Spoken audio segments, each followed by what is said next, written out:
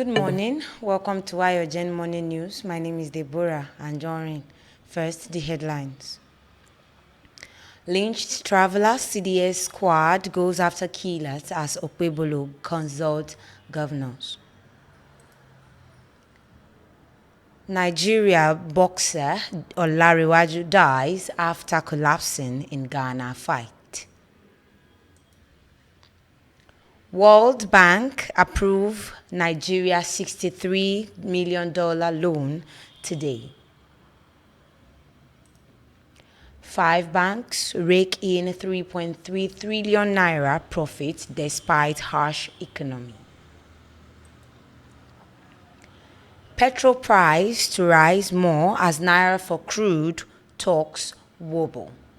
And now the news in details. Lynched travelers CDS squad goes after killers as Okpebolo consults governors.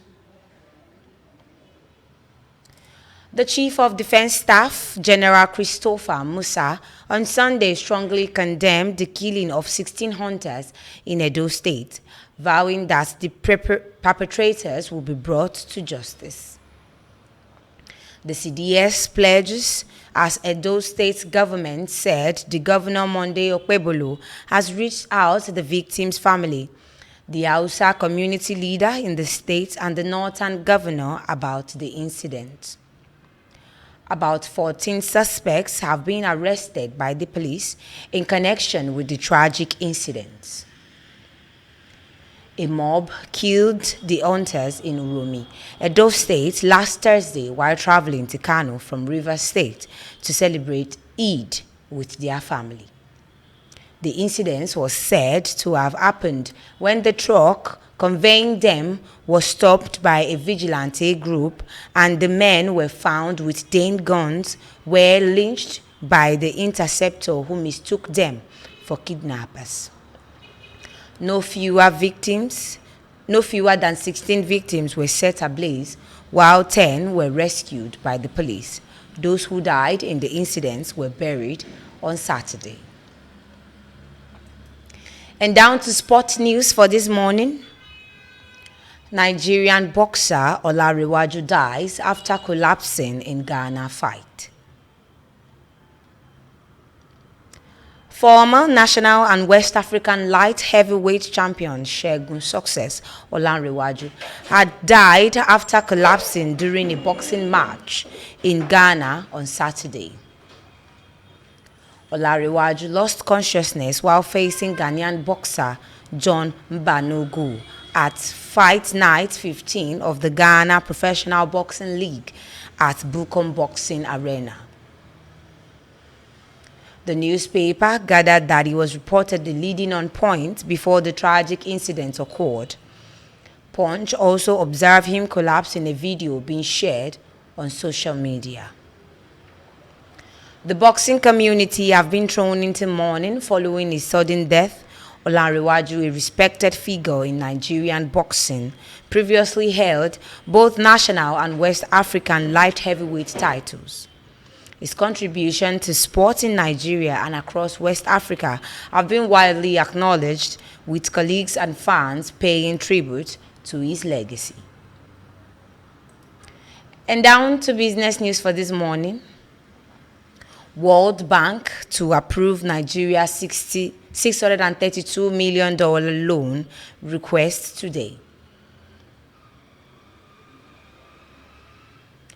The World Bank is set to approve fresh loan totaling to $632 million to Nigeria today, Monday, amid mounting concerns over the country's rising debt profile. The loans are to support critical areas including nutrition improvement and quality basic education.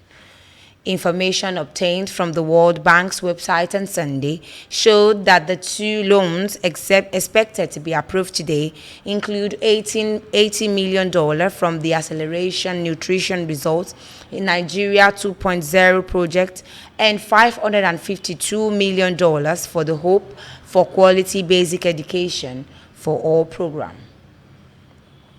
Both projects are currently in the negotiation stage and are expected to receive final approval later today. These new loans form part of a broader strategy by the World Bank to support Nigeria's development agenda, focusing on healthcare, education, and community resilience. And still on local news for this morning, 5 banks raked 3.3 trillion naira profit despite harsh economy. Some of the Nigeria's largest banks, including Zenith Bank, Guarantee Trust Holding Company, and United Bank of Africa, Stanbic IBTC, and Fidelity Bank, reported record-breaking profits in their 2024 full-year financial results, despite an economy struggling with inflation, naira depreciation, and declining consumer purchasing power. The 5 lenders collectively posted a post-tax profit of 3.317 trillion naira. However, economists who spoke with The Punch cautioned that when these profits are converted to dollars, the figure paints a different picture, given the naira's depreciation of approximately 70% against dollar since May 2023. UBA's profit tax climbed 26.14% to 766.6 billion naira, up from 607.7 billion naira in 2023. Another Taiwan leader, Zenith Bank, recorded a post-tax profit of 1.03 trillion naira, a 52.5% increase from the previous year's 676.9 billion naira. GT Co., the parent company of GTB, also posted a staggering 1.017 trillion naira in profit, reflecting an 88.4% rise from 539.6 billion naira in 2023. And lastly, on this morning news, which is also business news, petrol price to rise more as naira for crude talks wobble.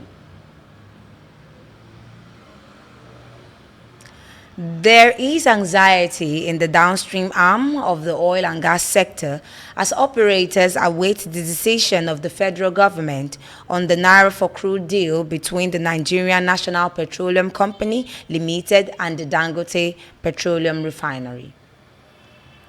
The 6-month deal, which started in October 2024, officially ends today, Monday, March 31st, 2025. The deal's extension or complete halt is still being discussed by the parties involved. However, it was gathered on Sunday that the committee responsible for the negotiation has yet to resolve on the matter. As this lingers, the effect is now felt in the pump price of refined petroleum products. Petrol has increased from about 860 naira per litre to over 930 naira per litre within 1 week. Dealers blame this on the failure of the federal government to extend the naira for crude deal between the NNPCL and the Dangote refinery. And that will be all for Ayogen Morning News this morning. My name remains Deborah Anjorin. I wish you a lovely day ahead. Thank you so much for always listening and watching.